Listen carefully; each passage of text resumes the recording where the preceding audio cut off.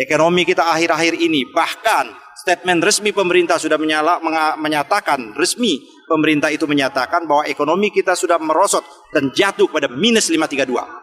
Sesungguhnya menurut berbagai macam pakar ekonomi menyatakan angka ini dengan angka dibandingkan dengan angka-angka sebelumnya itu kita sudah mengalami resesi yang sebentar lagi sebenarnya mengalami depresi, hal yang luar biasa menurut saya yang menyedihkan.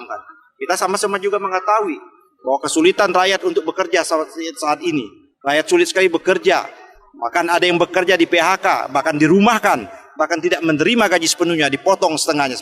Tapi pada sisi yang lain kita melihat bahwa ada tenaga kerja asing yang dibuka pintunya seluas-luasnya. Di samping itu juga kita lihat bahwa ketimpangan dengan pengelolaan ekonomi ini, ketimpangan antara kaya dan miskin itu begitu nampak betul.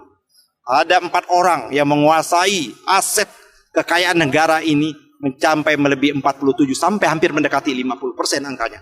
Bahkan 10 orang di Indonesia, orang terkaya di Indonesia ini menguasai di atas 70% aset kekayaan negara ini. Tapi di sisi lain rakyat lain, ya kan, kita pernah mendengar kemarin ada orang memperebutkan harta kekayaan, warisan yang harganya sampai 600 triliun. Tapi pada satu sisi yang kontras, paradok, rakyat menunggu uluran tangan untuk mendapatkan bantuan 600.000 rupiah. Ini sesuatu yang paradoks sekali dalam 75 tahun kita merdeka dari sisi ekonomi.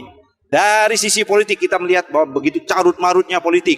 Bagaimana seharusnya partai politik bisa menyalurkan, mengagregasi, memperjuangkan kepentingan masyarakat. Tapi apa yang kita lihat, jangankan untuk memperjuangkan kepentingan rakyat saja, memperjuangkan hak dan kewenangannya saja, partai politik melalui DPR dia bersedia untuk dipangkas melalui yang disebut dengan Perpu 1 2020. Sekarang sudah diundangkan oleh DPR menjadi Undang-Undang Nomor 2 tahun 2020.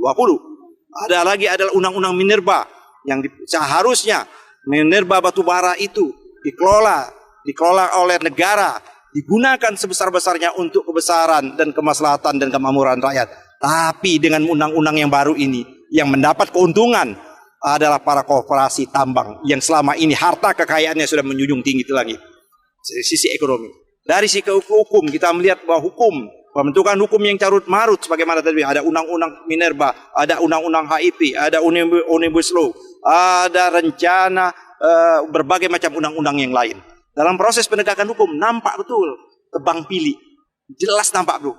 Kalau ada tokoh-tokoh masyarakat yang dianggap berseberangan dengan cara berpikir, pandangan dan tindakannya dengan kekuasaan pemerintah, cepat sekali dilapor oleh tindak.